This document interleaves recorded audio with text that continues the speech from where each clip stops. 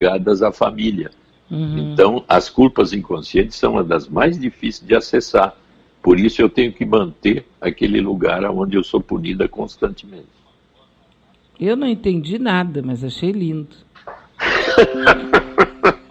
Tá boa, essa avaliação foi das melhores.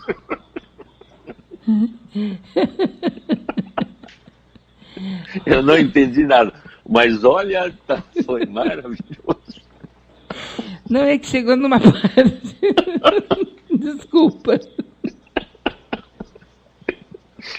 Mas tu vê que tu pegou bem, sem te dar conta, como é complexo lidar com afetos. Nossa, é muito, porque quem usa, quer dizer, quem acha que usa, porque de repente tu tem essa pretensão, muito mais do lado racional, e custa entender que tem todas essas nuances, assim, entende?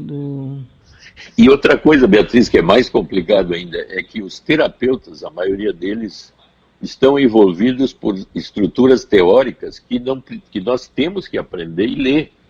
Mas um dos mais famosos dele, que hoje é muito valorizado, chamado Wilfred Bion, ele dizia o seguinte: eu não tenho que ter vontade, desejo ou querer curar. Por quê? Porque eu tenho que descobrir na relação com aquela pessoa qual é o caminho dela. É como se cada um de nós tivesse um caminho possível, que deve ser descoberto por mim, mas nesse momento auxiliado por um terapeuta. Então, se eu zero todo o meu conhecimento e me aproximo de ti com todo o meu conhecimento, mas sem nenhum brete, abrindo um campo para que tu possa descobrir qual o teu caminho, este é o caminho ideal. Mas a maioria das formações, elas são teóricas. Sim. Eu sou freudiano, Isso. Eu sou winnicottiano, eu sou lacaniano, eu sou da terapia cognitiva, eu fiz a formação não sei aonde, quer dizer, eu entro como um doutor forte e eu esqueço que eu estou embretando, de certa forma. E do outro lado tem uma pessoa que está vazia, ela não... Sim, mas a pessoa aí é tão pequena perto da minha carga de formação que ou eu me adapto a ele ou eu sou burra, né? Exatamente. Achei lindo. Mas o... Eu gostei. Mas não foi uma crítica, hein? É só realmente... Não, eu sei, é uma surpresa. Olha só, o Gilberto Siqueira, que é do Conselho Tutelar aqui, está nos dizendo que tem filas de mais de 1 quilômetro nas lotéricas. Abriu as lotéricas, né? Abriu as lotéricas. Agora, é que o pessoal acha que já tem 600 pila lá. Tem muita gente indo buscar. Agora é a fase da informação. Mas acontece que aquele desqualificado ainda não sancionou a lei que eles aprovaram. Se ele tivesse sancionado ontem, poderia acontecer a Caixa Econômica Federal agir rapidamente com o Ministério com o Ministério da Economia e já colocar esse dinheiro à disposição, especialmente para aqueles que são do Bolsa Família, né? E aqueles que estão já pedindo, que já saíram, que agora estão pedindo de volta o Bolsa Família. E mais aqueles porque tem um cadastro de pessoas que estão abaixo da linha de pobreza, tem um cadastro nas prefeituras. Tudo isso é para ser utilizado. Agora, aquele canalha do Guedes, ele disse ontem, o governo não tem dinheiro. Como que não tem dinheiro? Se eles pegaram 1 trilhão e deram para os bancos agora comprando dólar, para o dólar não subir. Então... Claro que tem dinheiro. Tinha que dar uma surra de relho num cara desses e liberar o dinheiro ali, na frente da gente, senão vai apanhar de novo. Mas, sinceramente, sabe, a gente fica imaginando uma pessoa já está dentro de casa, não pode sair para vender a sua balinha, para vender o seu cachorro quente, não pode sair para fazer nada. E não consegue dinheiro, o que essa pessoa vai pensar? Eu sempre passo ali perto da Salgado Filho, num cara que atira aqueles paus de circo para cima, né? E como tem cada vez menos carros e menos gente dando, né? ele já está assim, depois que termina, antes da sinaleira abrir, e aí, eu não estou ganhando mais nada, mas ninguém quase dá mais, né? Sim. Então essas pessoas são as que mais estão sofrendo nesse momento. Claro, então era para botar o exército na esquina democrática, liberar R$600 para cada pessoa que chegasse ali com uma carteira de identidade. Sou brasileiro, 600 pilas. Sou brasileiro, R$600. Poxa, agora mudei de assunto aqui, a gente estava falando uma coisa que é bem importante, que é a psicologia, essa coisa do trauma. Quem acha que não tem, porque agora eu estou me achando, acha que não tem trauma, não consegue entender, e aí a pessoa está numa depressão, a pessoa está em altos e baixos, e a outra pessoa não entende, né? Então já nós fomos para o chamado trauma social, né? Onde Sim. Eu sofro uma carência vinda do social. Então, aí ativando uma necessidade básica, que é a alimentação, segurança, né? Aí, então, realmente eu fico reativo. Já que estão impedindo que eu me alimente ou que eu viva, então, aí eu posso ficar agressivo, né? Esses são os momentos mais perigosos em relação à vida social, né? E também tem uma questão que envolve, eu não me lembro exatamente, daqui a pouco eu vou ver exatamente o que é, mas que tem a ver com a liberação do FGTS, né? Também tem isso. Tem a ver. Né? Mas é A outra coisa também que parece que vão tentar começar a fazer é a liberação de precatórios, né? Que tem uma massa imensa, né, de precatórios. Sim. A partir de precatório hoje... no Estado não se paga, né? Se paga assim uma miséria. Tem muita gente, não sei quantos bilhões de precatórios tem trancados. Né? Eu conheci uma família que foi aqui da região a região sul aqui de Porto Alegre, que a pessoa, eles fizeram aquele parque do Itapuã e a pessoa tinha terras ali e o governo desapropriou. E era muita terra. Sim, a Itapuã foi toda desapropriada. Foi toda desapropriada.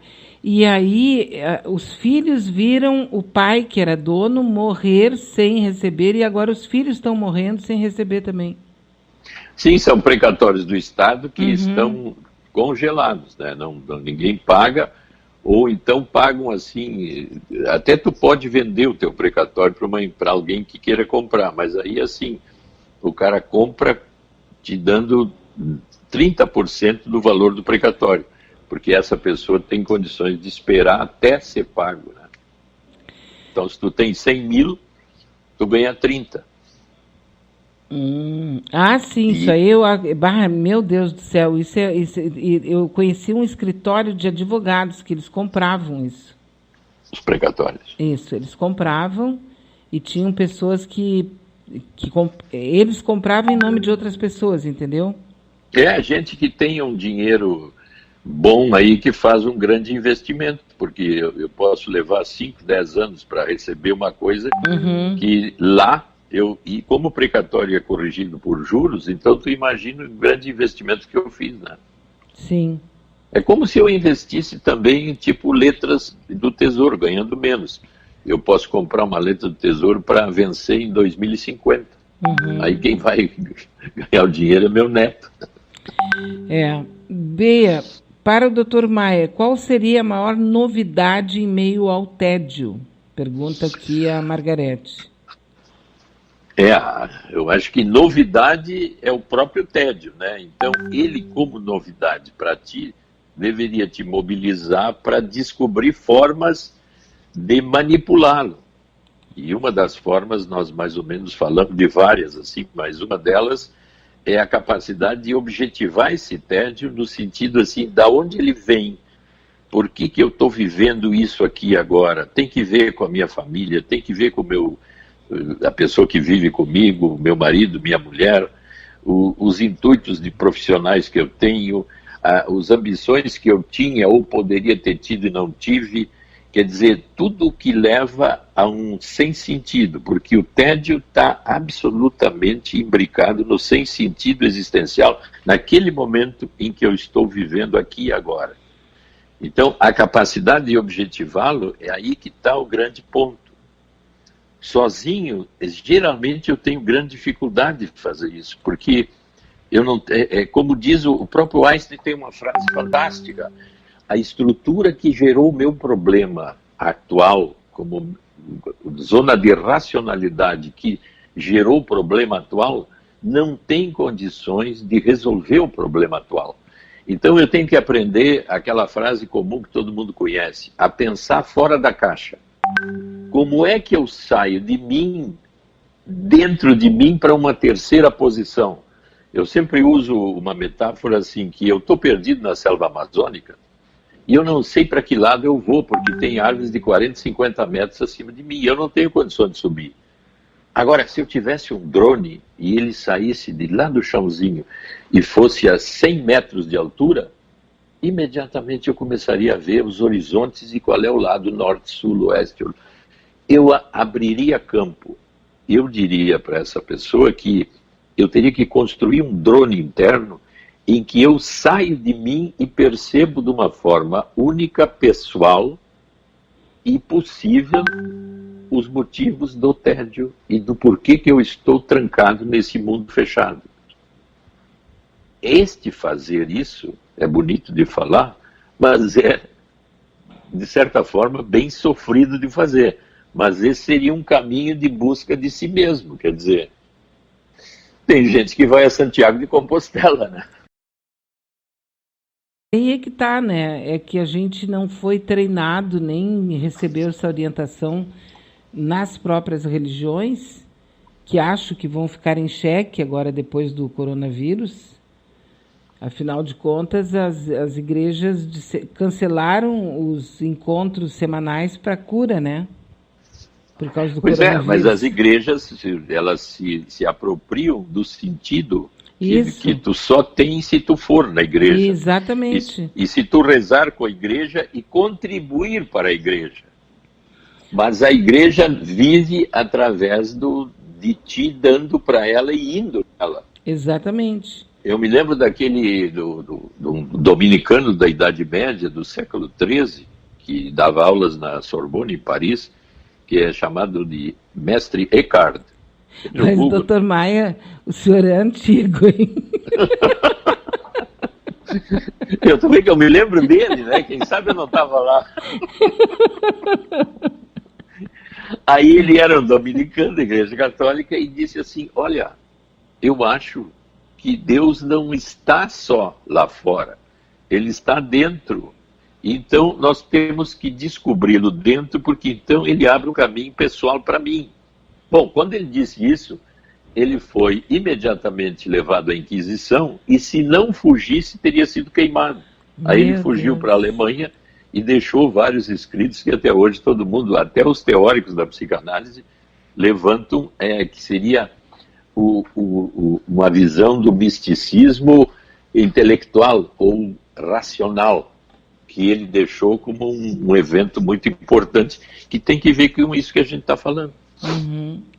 Uma busca interna, né? Isso, porque até se a pessoa, em alguns lugares, dependendo da situação, tu tem que repetir a mesma oração, e com essa repetição tu perde a chance de realmente fazer questionamentos e conversar com Deus. Aí tu fica hipnotizado numa repetição ritualística, sistemática, que aquilo é uma espécie de sonífero. Tu fica meio vivo, morto, mas feliz. O pior é que né? A pessoa fica no chamado... E aí tem a fé, né? E se eu digo para ti que isso não é o ideal, aí eu sou do demônio. Né? Exatamente, é o êxtase, né? É. Que aí fica em estado de êxtase. Pois então, não é? O fato é o seguinte, nós estamos com a internet bem lenta, muito, olha, eu estou impressionada. Agora eu imagino a quantidade abissal de pessoas que devem estar acessando, e inclusive o Twitter diminuiu muito a carga dos vídeos. Dependendo... Beatriz, sabe quem está nos ouvindo agora é a Neca Ivone, e mandou dizer que seria muito bom que esse programa fosse gravado. Mas ele Aí é vamos gravado. dizer para ela que está sendo gravado.